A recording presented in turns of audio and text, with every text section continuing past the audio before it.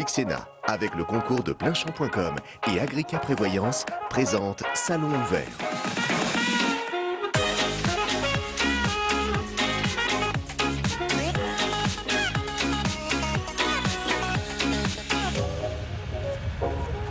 Bonjour à tous, bienvenue sur Public Sénat, sur notre plateau au cœur du 55e Salon international de l'agriculture.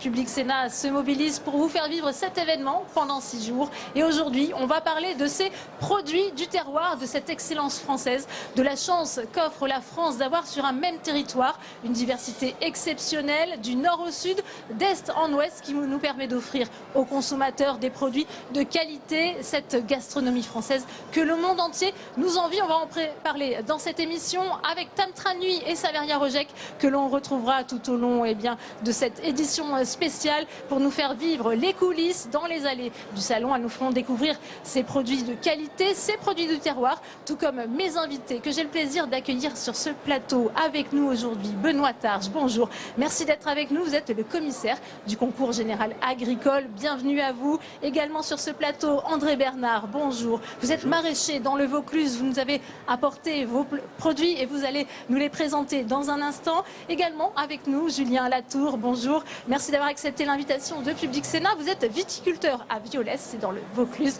Merci d'être avec nous. Nicole Brun, bonjour. Vous êtes l'ambassadrice du comté de Poligny, c'est dans le Jura. J'accueille également Pierre Matéron. Vous êtes producteur de porc noir de Bigorre, c'est à La Céralde dans le Gers. Et j'accueille enfin Cyril Névaux, producteur, sélectionneur de volailles de race dans le Morbihan.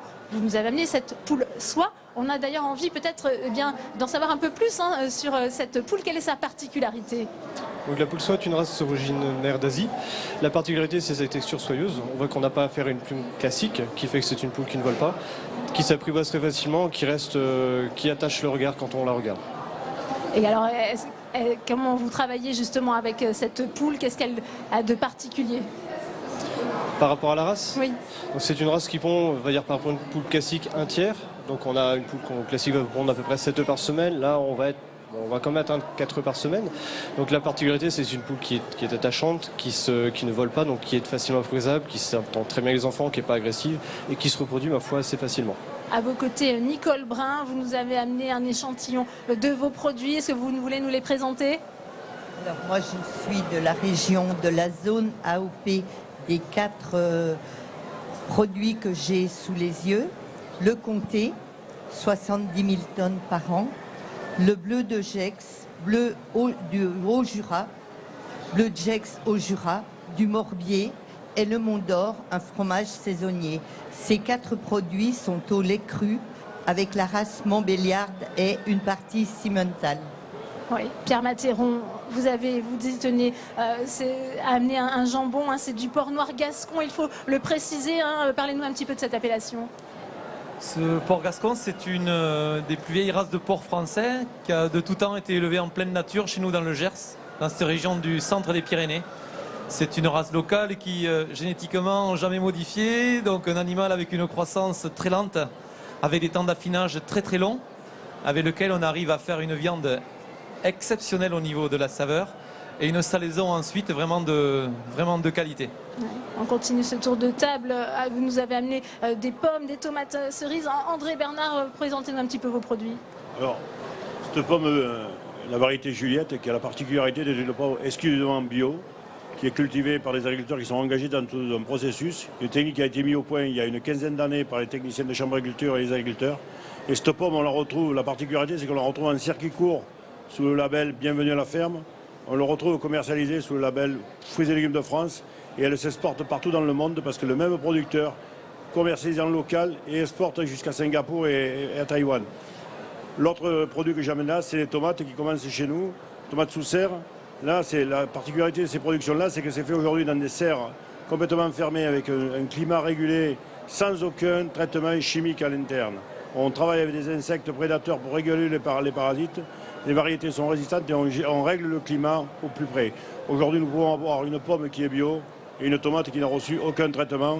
Tout ça, c'est l'excellence de l'agriculture française qui se consomme en local et qui s'exporte aussi. Ouais, Julien Latour, à votre tour de présenter vos vins et un échantillonnage que nous allez apporter. Du coup, j'ai apporté un échantillonnage de production que je fais. Donc un rosé en Côte-du-Rhône, issu d'assemblage de plusieurs cépages, donc majoritairement Grenache.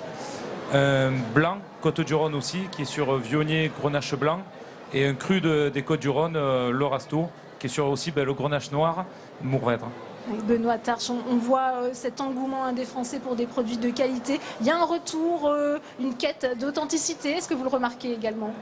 Oui, il y a réellement une quête d'authenticité que l'on remarque en particulier dans l'intérêt des consommateurs à participer à nos jurys, puisque nos jurys sont composés pour moitié de professionnels du secteur et pour moitié de consommateurs. Et ces consommateurs, nous les formons.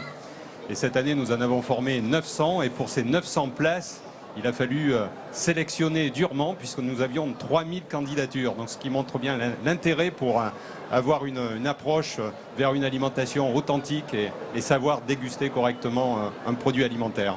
Donc c'est tout à fait rassurant, effectivement. On va y venir, effectivement. On va continuer de vous faire découvrir ces produits du terroir. On va retrouver notre ami qui se trouve au stand de la Bretagne, une région riche en produits du terroir. C'est à vous, Tam.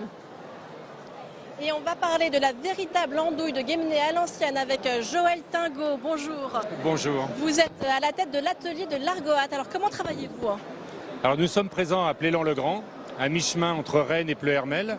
On a un atelier qui aujourd'hui on est presque 80 personnes où on fabrique à la main toutes nos andouilles. Donc là on parle de la véritable andouille de Guémené à l'ancienne. Les 4 mots sont importants puisque véritable c'est plutôt une coquetterie géographique. Mais le code des usages précise de façon très, très explicite comment se fait une andouille de Guémené.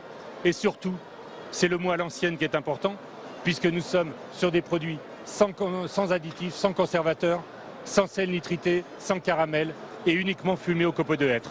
L'andouille de Guémené, ça prend du temps de la fabriquer. On en fait combien en une journée? Ah là là, oui. En 7h30, les gens en fabriquent entre 22 et 23. Mais il faut savoir qu'une personne qui va être recrutée le premier jour va en faire entre 4 et 5. Au bout de 15 jours, elle va en faire entre une dizaine et une douzaine. Au bout d'un mois, on va peut-être taquiner les 15. Et il va falloir attendre entre 2 et 3 mois pour être à 17-18. Donc c'est un vrai investissement humain. Alors l'andouille de Guémené, c'est fabriqué comment? À base de quoi? L'andouille de Guémené, il y a un seul produit. C'est des chaudins de cochon. Donc il faut savoir qu'il faut l'équivalent de 4 cochons pour faire une andouille. C'est-à-dire 4 cochons, c'est-à-dire les boyaux de ce qu'on appelle les longueurs de chaudin de 4 cochons. Et l'enjeu, c'est d'être capable d'abord de les calibrer de la bonne longueur, ensuite de les ordonnancer du plus fin au plus large, de manière ensuite à pouvoir les dérouler les uns sur les autres. Nous, on a choisi de mettre 29 chaudins au niveau de notre andouille. Et un des critères du code des usages, c'est que le cœur ne fasse pas plus de 25% de la section. Le visuel est important, même s'il ne change rien au goût. Là, on le voit, c'est donc tout un art de fabriquer de la véritable andouille de Guémené à l'ancienne. Merci beaucoup, Joël Tingot, pour toutes ces explications. Je vous en prie, avec plaisir. Merci à vous, Tam, effectivement. Merci, Tam, effectivement. C'est tout un art de produire ces produits de qualité. Cyril Neveu, on a entendu ce producteur parler de l'investissement humain. Ça, c'est la clé de la réussite aussi dans vos métiers? Oui, c'est la base. L'humain est à la base. On peut avoir énormément de mécanisation, de modernisation, mais surtout cet aspect sélection qu'on a, c'est l'humain, on ne peut pas faire autrement. Ouais. Pierre Matéron, je voudrais aussi qu'on aborde cette quête d'authenticité dont on parlait. Il y a une sorte de retour aux sources de la part des Français, vous diriez ça? Oui, c'est vrai, ce sont des produits qui sont extrêmement appréciés aujourd'hui. Un produit ancestral, un animal ancestral qui de tout temps a été élevé dans notre région. On ne change pas grand-chose au niveau du mode d'élevage, au mode de transformation. On reste vraiment sur un travail très artisanal. Pour ma part, je suis la 9e génération. Mon fils sera la 10e génération de paysans à la Serrade à la Roche. Voilà, c'est des forces... Une passion qu'on se transmet de génération en génération. Exactement, c'est ça. Ouais, Pierre Latour, ça se passe pareil. Comment vous en êtes-vous venu justement à vous lancer aussi dans la viticulture? C'est une tradition familiale? Je suis la 4e génération sur le domaine. On va dire que je suis né dedans. puisque on a la chance d'avoir la cave à côté de la maison de mes parents. Donc quand je rentrais de l'école, le premier truc pendant les vendanges, j'allais voir mon père travailler.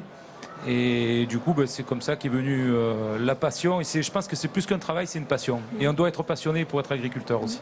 Justement, à la fois, il y a cette volonté de garder cette tradition familiale tout en apportant de la nouveauté. Expliquez-nous un peu. Alors, moi, j'ai eu la chance, c'est que mon père m'a laissé déjà faire mes études dans d'autres régions. Donc, j'ai fait des études en Bourgogne.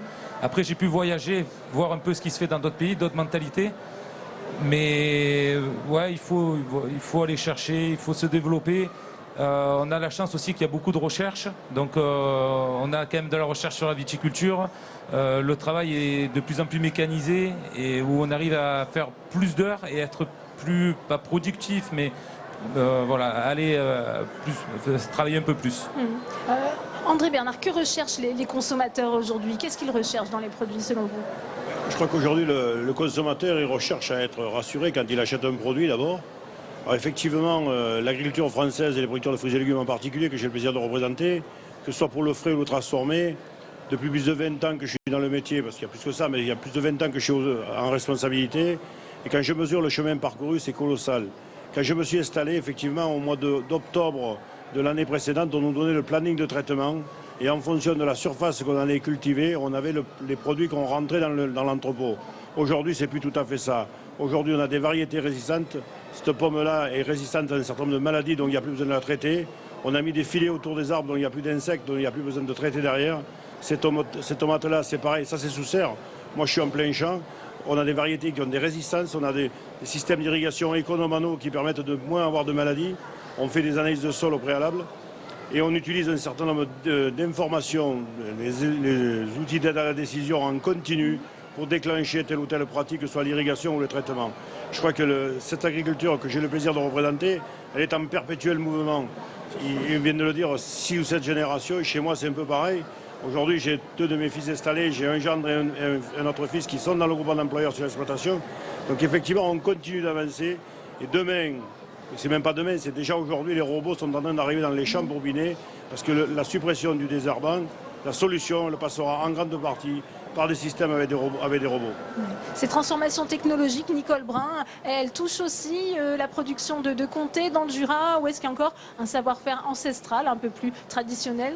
Alors, on a bien gardé tout ce que nos anciens ont mis en place, c'est-à-dire le lait de mélange, la race Montbéliarde.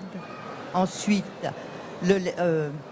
ils ont gardé les planches d'épicéa, la cuve en cuivre. On n'a pas robotisé, on a mécanisé, oui, mais pas robotisé. Il faut que la main de l'homme, le matin, le soir, le producteur va essuyer le pied de la vache, faire couler les premiers jets. Et déjà à ce moment-là, il peut juger si toutefois il a une vache malade à l'odeur du lait. Il faut que le fromager mette la main dans sa fabrication pour suivre son cahier, pour voir l'évolution du grain selon l'avancée de la fabrication. Et ça, on y tient beaucoup. On a gardé aussi le sel pour frotter le fromage. On a gardé les caves d'affinage en épicéa. Et ça, tout ce que les anciens ont mis en place, on a gardé cette richesse, ce savoir-faire. Merci Nicole Brun, on continue de vous faire découvrir dans cette édition sur Public Sénat, toujours depuis le Salon de l'Agriculture, les produits du terroir. On va retrouver Saveria Rojek, vous êtes au stand de la Corse, une région qui vous est chère, Saveria. Eh bien, je suis au cœur du terroir corse, c'est un des produits les plus célèbres de ce terroir corse, c'est la charcuterie, c'est le jambon.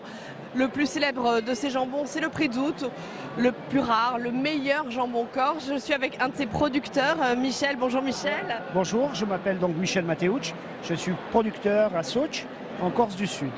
Là, et alors, qu'est-ce que c'est ce jambon? On est sur un prix d'août AOP qui est affiné 12 mois. Donc je vais vous le faire goûter, vous allez voir sa saveur, son goût surtout. Donc voilà. Pourquoi le prix d'août, c'est le jambon le plus rare, le plus cher? L'équivalent du pata negra en Espagne, hein, c'est ça? L'équivalent du pata negra, seulement que nous, pour l'instant, il n'est pas encore reconnu comme tel. C'est quelque chose qui va bien s'affiner et qui va avoir quand même un goût assez particulier, un petit goût de noisette. que vous allez retrouver quand vous le goûtez. Absolument. Alors, et je crois que vous produisez également d'autres saucisses. Hein. On a un lonze donc, de Corse qui est lui affiné 4 mois. Donc je vais vous faire goûter le lonze aussi. Quelle est la différence, Michel, pour que les téléspectateurs comprennent bien, entre le prizout ou le lonze? Le prizout, c'est la cuisse du jambon, d'accord. Le lonze, c'est l'arrière du porc. Ça, c'est Et le goût va être différent? Le goût va être complètement différent, hein, complètement. Vous allez voir, vous allez toujours retrouver ce goût de noisette. Parce que c'est le porc, c'est la viande de notre cochon qui est... Oui, le goût du lonze est plus léger. Plus léger, il est différent. Il est moins goûteux que le jambon quand même. Hein. D'accord. Et les saucisses, ou alors ce qu'on appelle également les saucissons. Hein. Alors, ça, nous on appelle. Mais encore s'il n'y a pas de saucisson. Hein. Non, on appelle ça. Pourquoi il n'y a pas de saucisson encore? Parce qu'on l'appelle salam. On l'appelle pas saucisson. Donc encore s'il n'y a que de la saucisse, il n'y a pas de saucisson. Non, salam, ça s'appelle. Hein. Voilà, vous allez goûter. Alors là, c'est pareil, il est fait à base de maigre et de gras, et toujours en salaison, sel, poivre. D'accord. Lui, par contre, il a un affinage avant la vente de 4 mois à peu près. D'accord. En moyenne, de combien est l'affinage en moyenne? L'affinage, c'est selon la grosseur en fait. Plus le saucisson va être gros, plus on va l'affiner pour qu'il ait un meilleur goût. Plus le saucisson est petit, moins on va l'affiner.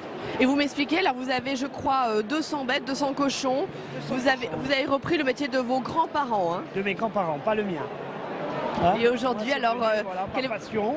Parce que c'est quelque chose, c'est une passion. Passion de la terre, passion des animaux, passion de la charcuterie et des bonnes passion choses. Du goût. Tout à fait. Et surtout des bonnes choses. Très bien, merci beaucoup, merci Michel, merci beaucoup. Hein. Au revoir. Bonne continuation, merci Michel.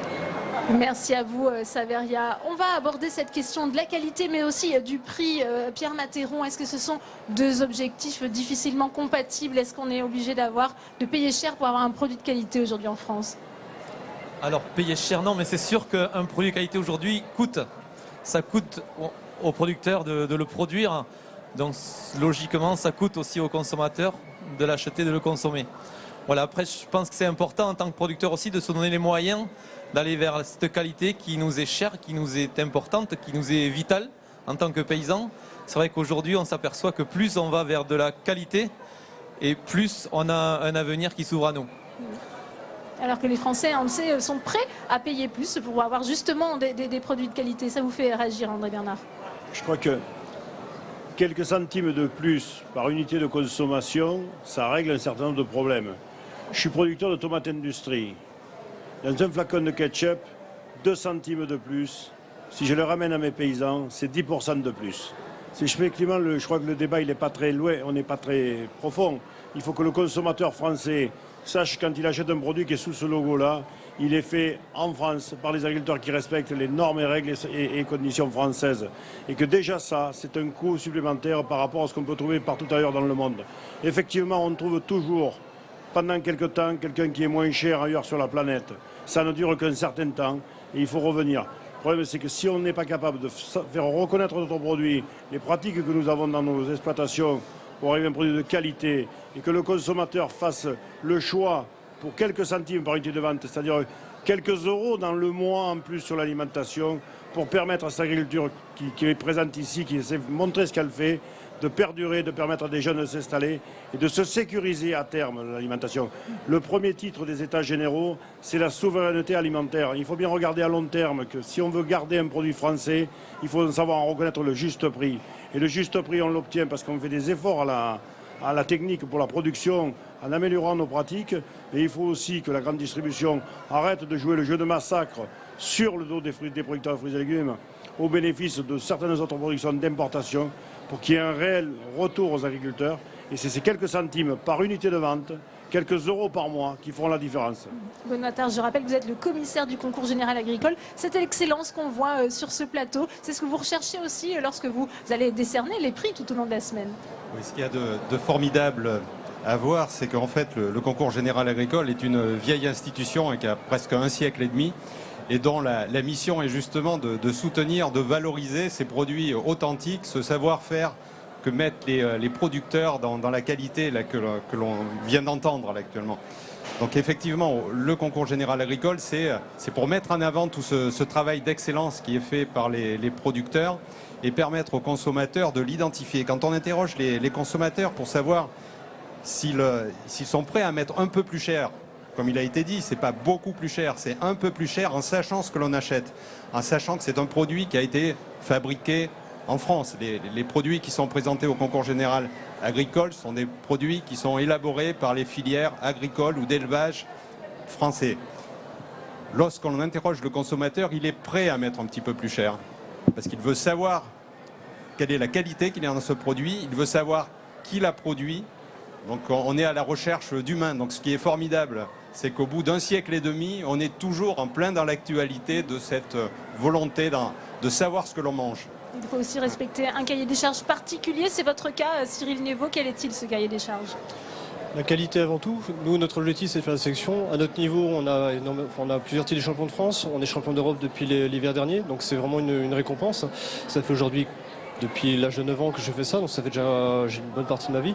Et c'est quelque chose qu'on apprend au fur et à mesure. C'est vraiment un savoir-faire qui vient petit à petit dans l'expérience et dans la difficulté. C'est se lancer dans cette activité comme j'ai fait n'était vraiment pas gagné au début. C'était un challenge un petit peu fou. On le fait vraiment par passion, par envie et par amour du métier. L'aspect commercial, malheureusement dans le pays, il faut l'avoir, mais c'était pas vraiment la priorité au début. Petit à petit, on a réussi à grossir, à avoir des coûts, à mieux gérer nos coûts, à rentrer dans une logique économique qui était nécessaire à la survie de l'entreprise. Et aujourd'hui, créé en 2002, on est là et on a la chance de pouvoir présenter notre production au salon de l'agriculture. Vous avez le sentiment d'avoir une reconnaissance aujourd'hui de la profession dans ce que vous faites ? On a une reconnaissance de la part de nos clients qui sont satisfaits, qui reviennent d'année en année. On a la reconnaissance que ce soit les clients particuliers, mais aussi les clients professionnels. Aujourd'hui, on exporte de plus en plus. Et la reconnaissance de nos clients en exportation, c'est la qualité qu'ils ne trouvent pas ailleurs. Et ça, pour nous, c'est vraiment un objectif qu'on a atteint. Nicole Brun, cette qualité, elle est protégée en France par différents labels, des AOC, des AOP. Ça, c'est important aussi, il faut en parler ? Ah oui. Dans les 4 AOP, vous avez un cahier des charges drastique à respecter. On parle aussi, vous parliez du prix, mais déjà au départ, la première question qu'on va poser au consommateur qui est devant nous, combien de litres de lait pour fabriquer une meule de 40 kilos ? Ils sont tous surpris d'entendre cette quantité astronomique. Il faut quand même 400 litres de lait pour fabriquer une meule de 40 kilos. Donc déjà là, on a une valeur. Mais nos producteurs qui s'engagent à faire du lait à compter, c'est vrai, ils en vivent. Mais ils ont quand même un cahier des charges drastique à respecter. Ils le respectent et au final, ils ne se plaignent pas de cette valeur qu'ils vont toucher après. C'est important cette question des AOC, des AOP. Julien Latour, ensuite je vous donne la parole, Julien Matheron. Moi je suis complètement dans des AOC, AOP. Donc c'est la production, c'est ce qui nous permet de valoriser, d'avoir un cahier des charges. Même plus loin, dans certaines AOP, surtout en Vallée du Rhône, on a tendance à se donner des critères encore plus drastiques. Bon, il faut savoir qu'on a une des AOP avec le plus petit rendement de France. Bon, après, on a la chance, nous, d'être sur un climat méditerranéen où on a du Mistral. Donc, on a quand même ce vin sec qui sèche, qui draine. Voilà, donc ça nous fait faire des petits rendements et des vins concentrés et très qualitatifs. Et ça nous aide aussi à réduire aussi les produits de traitement grâce à ce vin. Voilà. Ça suffit, ces AOP, ces AOC, à protéger aujourd'hui les produits du terroir, Pierre Matheron? Alors j'ai choisi moi une autre démarche, c'est vraiment de travailler sur un créneau de haute qualité, une démarche très individuelle, puisque j'ai créé mon produit avec mon nom, avec ma marque. Bien sûr, en démarrant en tant que paysan, c'est bien de s'appuyer sur un système encadré par rapport à ces cahiers des charges. C'est bien aussi de pouvoir démarrer dans un système coopératif. Mais pour des personnes comme moi, j'en ai trouvé mes limites. Et j'avais besoin de m'exprimer différemment, avec vraiment mon âme, avec mon esprit qualitatif et combatif que j'ai. Donc j'ai créé mon nom et ces produits-là, c'est vrai que ce n'est que de l'excellence qui peut nous mener, je le redis, et vers un aboutissement d'existence et de développement au sein de nos fermes. Il n'y a pas de modèle unique, chaque expérience est individuelle, c'est ce que vous nous dites. On va faire un petit tour à présent du côté des Hauts-de-France avec vous, Tam Tranui. Et nous voilà donc dans la région Hauts-de-France et avec Isabelle de la ferme du Wint. Et ici sur ce stand, eh bien, plusieurs agriculteurs se sont rassemblés pour exposer leurs produits. Est-ce que vous pouvez nous dire quels sont les produits qu'on a devant nous? Alors donc oui, ici on est sur le stand de Bienvenue à la ferme, donc sur les Hauts-de-France, principalement des producteurs de la région Nord-Pas-de-Calais, avec la promotion dégustation des produits qu'on va mettre dans les assiettes et qu'on va pouvoir proposer à la vente.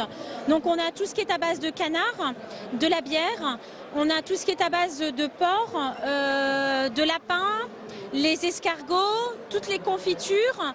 Et après, on a une spécialité du Nord qui est la tarte au libouli. Libouli, c'est du lait bouilli. En fait, c'est une genre de tarte à la crème, soit au raisin, soit au pruneau ou nature. Et après, vous avez aussi tous les fromages. Donc là, vous avez... Et là, on voit en fait effectivement les fromages que vous-même vous produisez dans votre ferme, Isabelle. Voilà, exactement. Donc là, on a la mimolette, mimolette fermière bio, la seule et unique de France d'ailleurs, que je fais, la tome que j'affine avec le cidre, puisque nous fabriquons aussi du cidre et du jus de pomme, et du fromage blanc. Et on a aussi un petit peu de carré, pavé, ce sont des pâtes molles. Ça fait combien de temps que vous êtes agricultrice, Isabelle, et que vous fabriquez du fromage? Alors moi, ça fait 5 ans que je suis installée. J'ai créé l'atelier de transformation fromager. Mes parents étaient déjà agriculteurs, mais plus sur la partie polyculture élevage. On avait déjà l'atelier de transformation verger, donc avec les cidres et les jus de fruits. Et là, on a créé l'atelier de transformation. Donc on a une petite exploitation qui est de 67 hectares. Et on travaille à 4 avec la famille, mes 2 frères et ma belle-sœur depuis 5 ans. Et vous en sortez bien grâce à cet atelier qui transforme et qui permet de faire du fromage financièrement? Tout à fait. Là, on arrive à se tirer 4 salaires. Et c'est vrai que le fait de faire de la transformation, c'est quand même quelque chose, un plus par rapport à mes collègues qui ne font que du lait. On a une valorisation qui est beaucoup plus importante. Merci beaucoup Isabelle, et donc rendez-vous ici pour déguster tous ces fromages dans la région des Hauts-de-France et ces fromages de la ferme du Wint d'Isabelle. Merci. Merci beaucoup Tam. On revient en plateau avec mes invités. Je voudrais qu'on parle du goût aussi. Est-ce qu'il faut absolument, André Bernard, une éducation au goût pour les enfants, pour éduquer les palais les plus jeunes? Effectivement, je crois que on mène des opérations dans les écoles pour leur montrer les produits de saison, parce que les fruits et légumes, ça a quand même une saisonnalité forte. Alors c'est vrai que le marché mondial permet aujourd'hui d'avoir toute l'année des fraises et des tomates et des raisins, mais il y a quand même la nature chez nous, comme partout dans le monde, donne des saisons pour les fruits et légumes. Et c'est quand même quand ils sont de saison qu'ils sont de meilleure qualité. Et c'est aussi le moment où ils sont le moins chers. J'étais l'autre jour dans une conférence avec M. Papin de Système U. Il a dit les légumes de saison, ils sont à moins d'1 € le kilo. En règle générale, les fruits pareil. Donc si on achète ces produits-là en pleine saison, ça ne coûte pas très cher. C'est vrai que si on veut acheter des fraises à Noël, ça coûte cher. Donc il faut qu'on éduque le consommateur à retrouver les produits de saison. Effectivement, il y a des fruits et légumes qui ont des goûts différents. Il faut savoir là aussi en faire la différence, les identifier alors avec des marques, avec des terroirs, des pratiques. Parce que je vais citer la fraise de Carpentras, le melon de Cavaillon, l'ail de Lomagne. Il y a pas mal de produits aujourd'hui qui sont identifiés en terroir. Il y a des produits qui sont sous signes de qualité, je veux dire, de fabrication, parce que effectivement les techniques permettent de garantir certaines variétés. Bon, je reprends l'exemple de la pomme Juliette, c'est une seule variété qui est faite sous cette condition-là. Bon, il faut expliquer aux consommateurs le goût, la différence de goût qu'il y a, la praticité de consommer des fruits qui soient frais ou transformés, le bénéfice de la consommation des fruits et légumes pour la santé, et c'est quelque chose qui est pratique à consommer aussi. Donc il y a toute une éducation à faire auprès des jeunes et des moins jeunes. Il faut retrouver le plaisir de consommer des fruits. Et la préparation des produits par certains opérateurs permet de répondre à ce qu'on appelle aujourd'hui le snacking, c'est-à-dire on peut manger à tout moment, on peut manger des pommes, on peut manger des tomates cerises ou des cocktails. Ma fille, elle les mange devant la télévision. Voilà, donc effectivement, ça mange comme des bonbons. Plutôt que de manger des bonbons sucrés, on peut manger ça. Pierre Mathéron, c'est important cette question de l'éducation, cette dimension pédagogique ici en venant au Salon de l'Agriculture, c'est aussi ce que vous recherchez?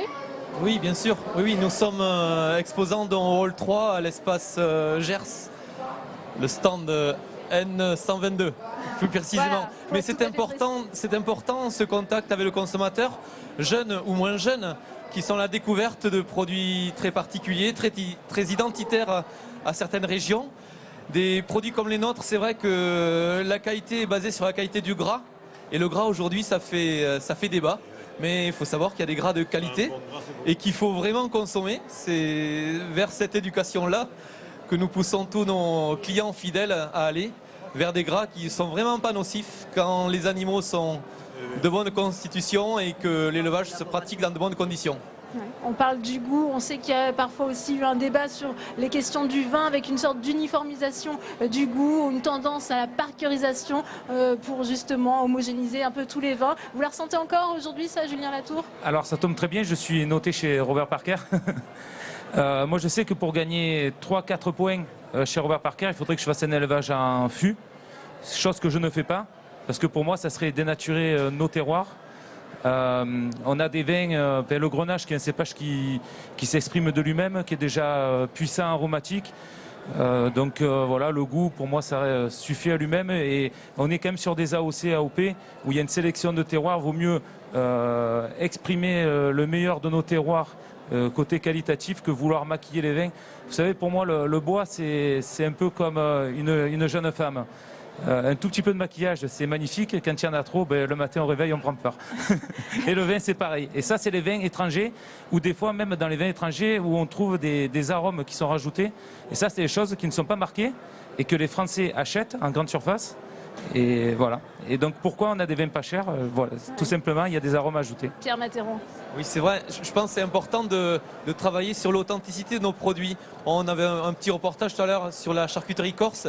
Il y a des choses extraordinaires en Corse. Il y a la charcuterie extraordinaire en Espagne, la charcuterie extraordinaire aussi dans le sud de la France.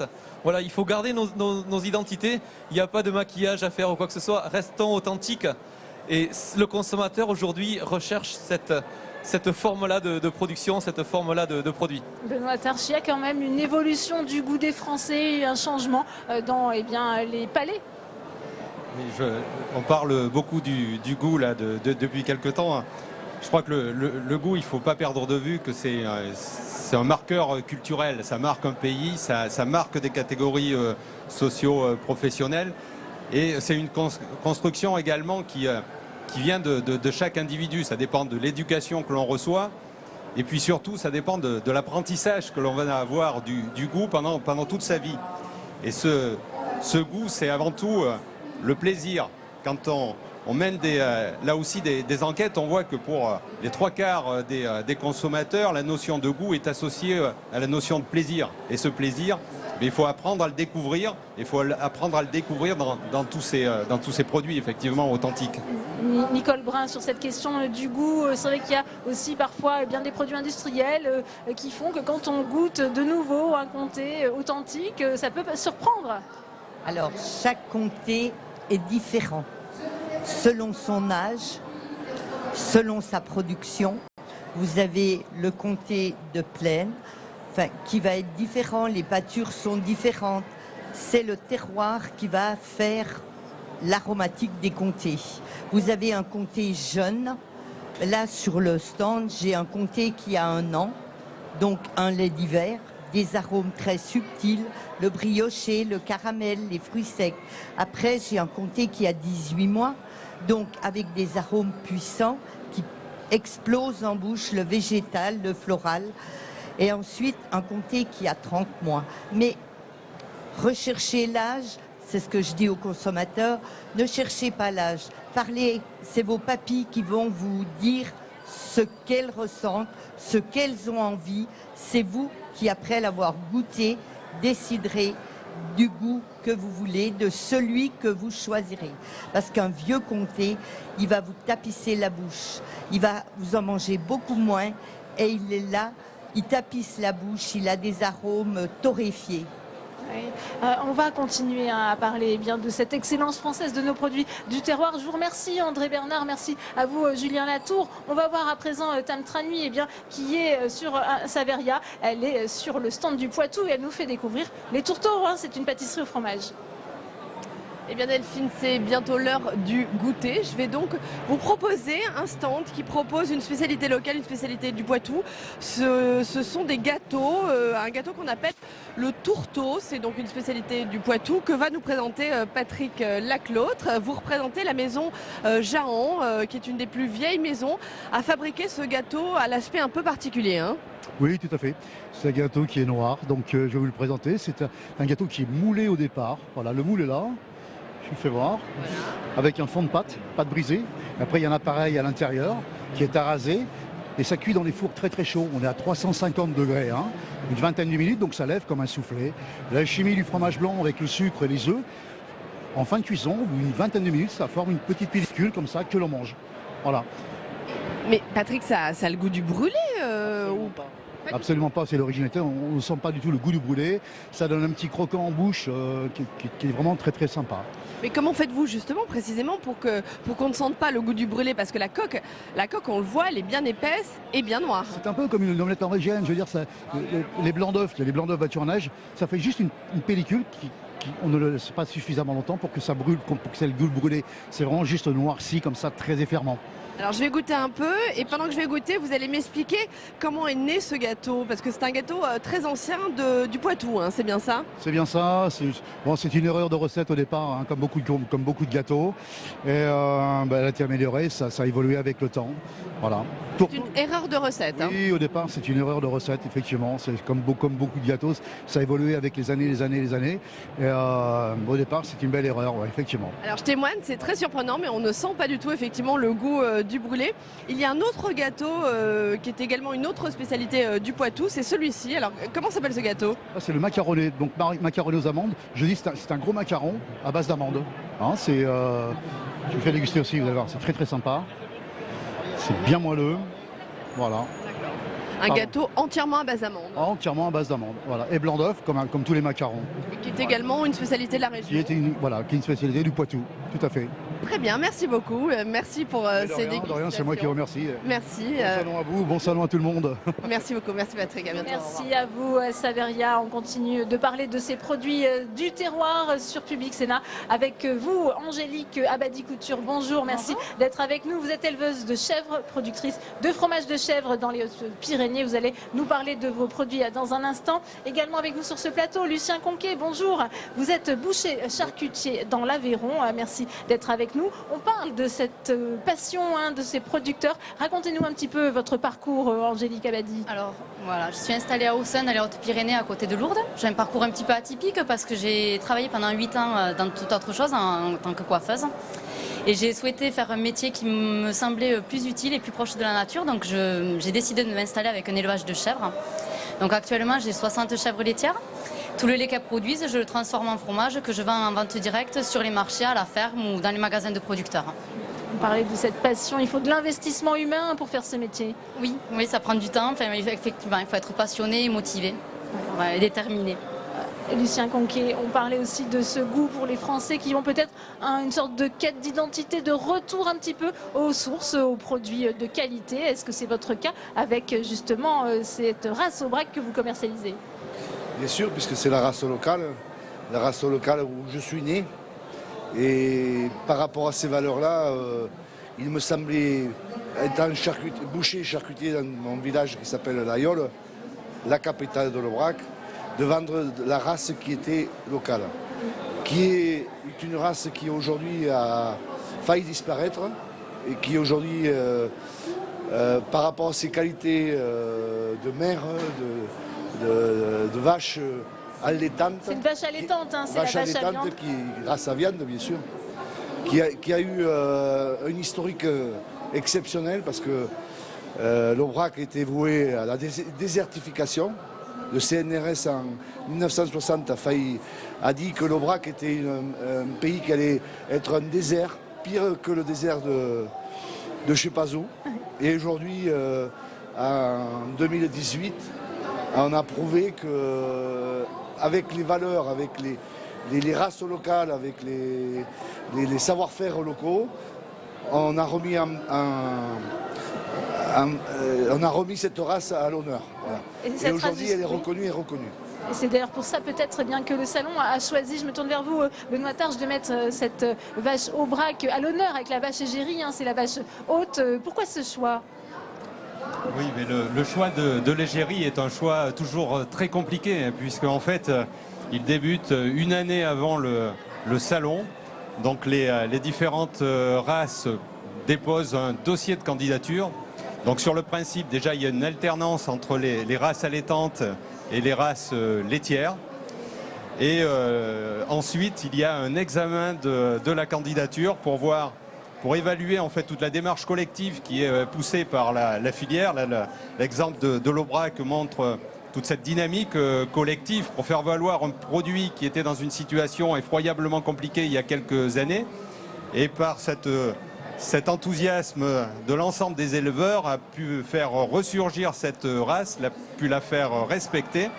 Et je dois d'ailleurs dire que cette année, au prix d'excellence du concours général agricole, ce sont des éleveurs, des abatteurs et des bouchers de viande Aubrac qui ont été élus prix d'excellence 2018. Donc vous voyez tout le travail accompli en quelques années. Cyril Neveu, je voulais savoir, vous, la poule soie, elle a failli disparaître aussi. Est-ce que c'est des races sur lesquelles il y a des menaces? Non, la poule soie est une race ornementale atypique, ce qui fait qu'elle se remarque très facilement. Et de par cela, elle a toujours été élevée. On l'a toujours retrouvée assez facilement dans les élevages amateurs. Donc la seule différence, c'est l'évolution. Sur les années, on a une poule qui a été sélectionnée avec des animaux aujourd'hui qui sont beaucoup plus ronds, qui ont des huppes. Mais si vous voulez, à l'origine, ça vient d'Asie. Aujourd'hui, les souches asiatiques d'origine, on arrive encore à les retrouver en Asie. On est sur une poule qui est très différente. Donc on a su la faire évoluer par rapport à la demande aussi du consommateur. Parce que finalement, nous, on est là pour produire et répondre à une demande. Et la demande du consommateur, c'est d'avoir une poule toujours plus ronde, toujours plus douce et plus à même de décorer leur jardin en restant toujours une poule avec un œuf qui se consomme. Ouais. Est-ce qu'il y a une demande qui a été modifiée au fil du temps, Pierre Matéron? Est-ce que vous sentez ça chez les Français, justement, plus peut-être, on parlait de cette question du gras, hein, est-ce qu'il y a un débat autour de ça? Oui, mais avant tout, le consommateur est demandeur de qualité et c'est important pour nous de lui montrer aussi ce que peut ressembler une ferme de qualité déjà chez nous, un travail de qualité en tant que producteur. Et ensuite, de faire le travail qui est nécessaire justement pour satisfaire ses envies. Et qui n'a pas envie de consommer qualité? Qui n'a pas envie aujourd'hui? Nicole Brun, est-ce que vous avez aussi le sentiment que la France, que toute cette excellence française dont on parle est bien protégée par rapport à la concurrence extérieure aujourd'hui? Alors il faut toujours être très vigilant. Il faut être vigilant, respecter, c'est vrai. On est toujours à vérifier le cahier des charges, à nouveau faire que les exploitations ne soient pas trop grosses, rester à 50 vaches laitières par producteur, respecter aussi de travailler en lait cru, de travailler dans les 24 heures obligatoires. Toutes ces qualités sont à respecter car le producteur est à la recherche d'un produit d'excellence, un produit noble, en évitant tous ces additifs dedans. Alors on va continuer de vous faire découvrir ces produits du terroir, cette excellence française. On va faire un tour par l'Alsace, où nous attend Tom Tranui. Et je suis dans le hall 3 donc, de ce salon de l'agriculture au pavillon de l'Alsace et plus particulièrement pour parler de quelques douceurs sucrées avec Cynthia. Cynthia, est-ce que vous pourriez bien me parler de vous et me présenter un petit peu votre maison Furtwängler? Alors, ça fait 18 ans que je travaille pour cette société et ça fait 10 ans que nous participons au salon de l'agriculture avec un grand plaisir. Donc du coup, cette société existe depuis 1768. Donc nous allons fêter nos 250 ans cette année.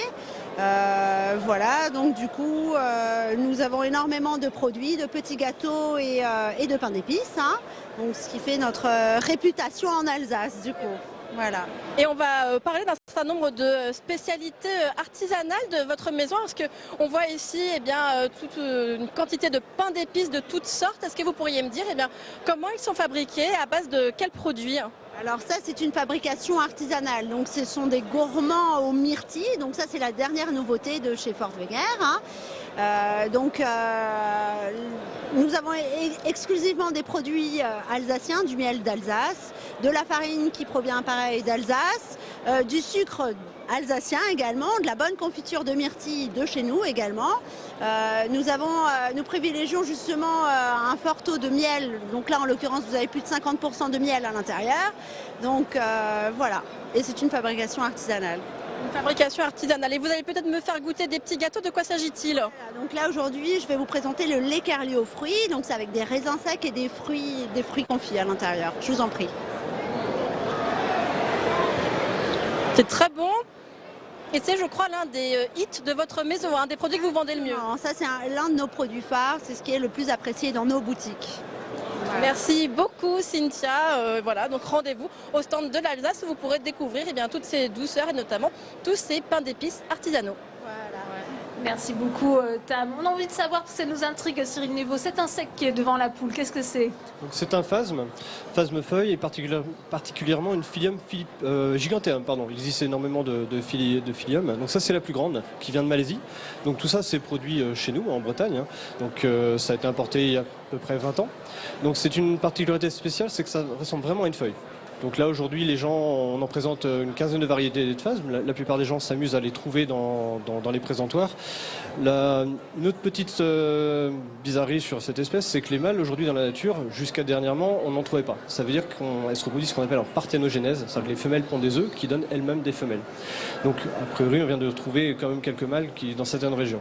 Donc voilà, les phasmes feuilles sont le mimétisme parfait, ça me permet de les mettre en avant. Après 3 ans d'élevage, on a mis 3 ans à vraiment maîtriser la reproduction. Aujourd'hui, on est présent pour les présenter et aussi les commercialiser. Ce qui est incroyable, c'est que ça ne perturbe pas du tout la poule, visiblement. Non. Elle est habituée. Alors, on parlait aussi de l'importance des producteurs et c'est une belle expérience que vous nous racontez, Angélique Abadi-Couture. Est-ce que vous avez l'impression de jouer un rôle aussi pour redynamiser un petit peu le tissu économique au niveau local? Oui, tout à fait. Nous, je trouve que les agriculteurs, on est un métier d'utilité publique.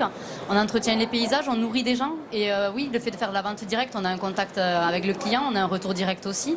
Donc oui, on retisse un lien local important. Ouais, c'est le même sentiment, Nicole Brun, sur un peu le rôle aussi des producteurs locaux pour dynamiser les régions, pour faire vivre le Jura que vous représentez? Alors, les producteurs, c'est sûr, ils font vivre les campagnes. Moi, je suis fille de paysan, on a vu l'évolution. Mais c'est vrai que nos campagnes, s'il n'y avait pas tous ces producteurs qui s'affairent à faire quelque chose de bien traiter les terres, d'éviter tous ces produits maléfiques, on va dire. Et c'est cette richesse qu'on a de garder nos producteurs, de garder ce tissu, c'est vrai, ce tissu qui fait vivre les campagnes, de voir les vaches, oui, de voir les producteurs travailler, de le voir faire ce travail avec amour. Ouais. Lucien Conquet, même sentiment sur ce rôle économique aujourd'hui que vous pouvez jouer? Ce rôle économique, ça, vous m'entendez? Oui. Ce rôle économique, bon, les éleveurs, oui, complètement d'accord. Mais aussi, chacun son métier. Ouais. Moi, je suis boucher charcutier, mais je travaille avec des éleveurs locaux. Parce que je ne suis pas tombé dans la facilité. La facilité, c'est de dire je téléphone à l'abattoir, je me fais livrer de la viande. Non, c'est pas ça. La facilité, c'est de dire je vais voir les éleveurs, je vais parler avec eux et je vais leur traduire mon savoir-faire en exigeant ce qu'ils produisent. Ce qu'ils produisent pour le consommateur final. Parce que si nous, en tant que professionnels, on n'est pas exigeant, on ne peut pas avoir un produit d'exception. Et un produit d'exception, c'est le terroir. C'est ce que mange l'animal. C'est là où il vit, c'est le bien-être animal. Aujourd'hui, c'est d'actualité, le bien-être animal. La race Aubrac, je peux en parler, puisque je suis un local de l'étape. C'est que la race Aubrac, aujourd'hui, il est dans un environnement, dans un terroir. Elle mange de l'herbe. L'hiver, elle mange l'herbe qui a été récoltée l'été. Et la vache Aubrac est très maternelle. Elle fait un veau tous les ans. elle vit dans cet environnement, elle est acclimatée, on va dire, c'est le climat, parce qu'on a un climat rude, parce que le plateau de l'Aubrac est entre 1000 et 1400 mètres d'altitude. Elle transhume tous les étés dans un herbage qui est une des flores les plus riches d'Europe, l'Aubrac. Elle fait partie d'une des flores les plus riches d'Europe. Et grâce à ces valeurs d'herbage, la qualité de la viande s'y retrouve. Parce qu'elle mange bon et nous mangeons bon. Grâce à cette herbe. Parce que l'herbe, c'est la base de la nourriture de la vache. Et je pourrais dire qu'elle est végétarienne. Ça, c'est une vache végétarienne. Parce qu'elle est nourrie que par cette herbe-là. Et grâce à ça, la qualité de la viande s'y retrouve. Si aujourd'hui, l'actualité, c'est de dire on fait maturer les viandes. Mais si la bête n'a pas mangé, si la vache n'a pas mangé de la bonne herbe, elle n'a pas la capacité à maturer. Vous vous retrouvez dans ces propos, Pierre Matteron, dans cette passion aujourd'hui, dans cette exigence aussi de qualité?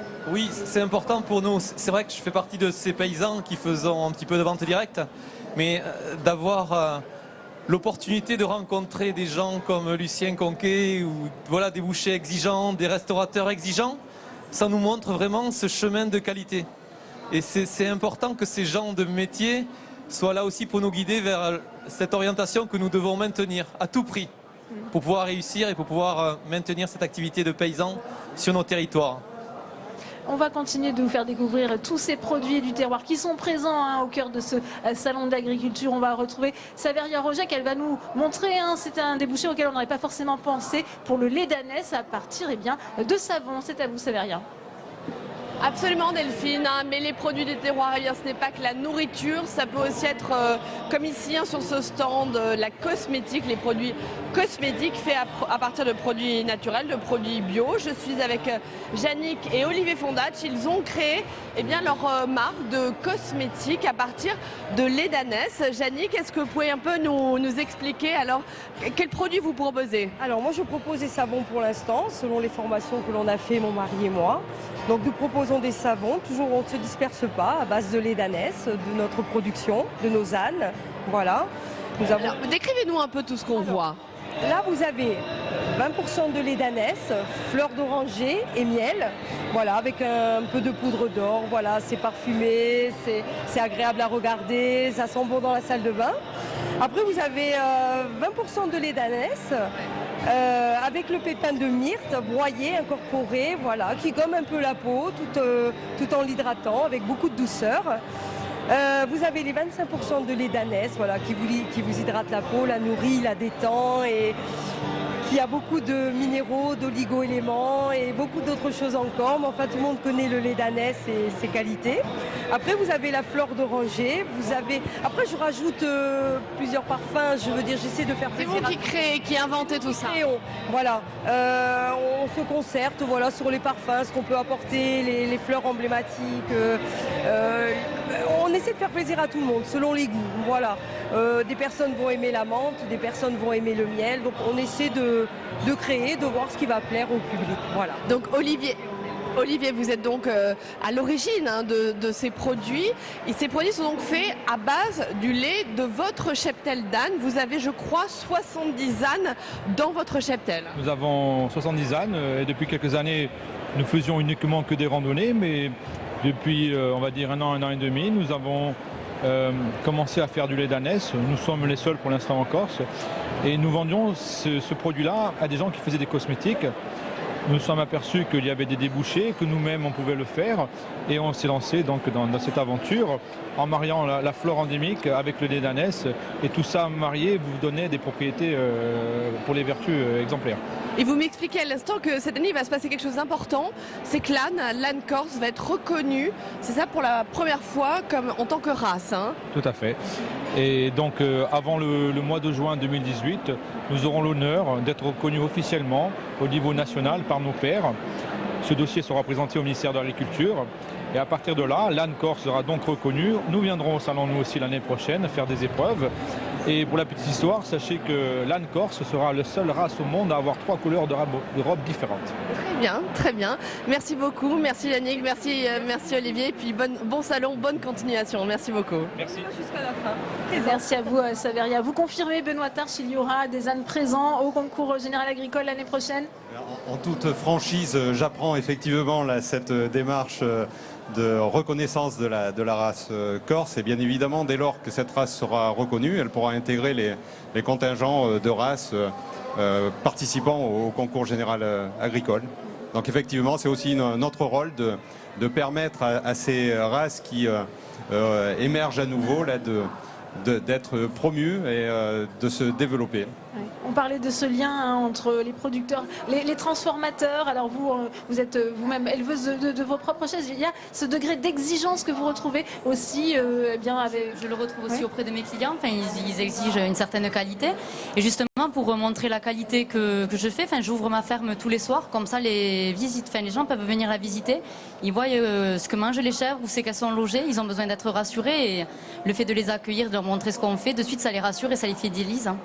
D'où vient ce besoin justement d'être rassuré? Il faut de la transparence aujourd'hui pour rassurer. La transparence, c'est ça. C'est la même chose aussi, vous le sentez là chez le consommateur, ce besoin d'authenticité, de transparence?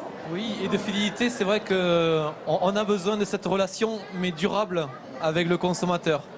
Donc il y a vraiment des liens autour de la qualité qui se créent, au sein également des affections par rapport à notre façon de travailler, à leur façon de consommer. Voilà, il y a un réel échange très positif qui s'instaure entre le consommateur et nous.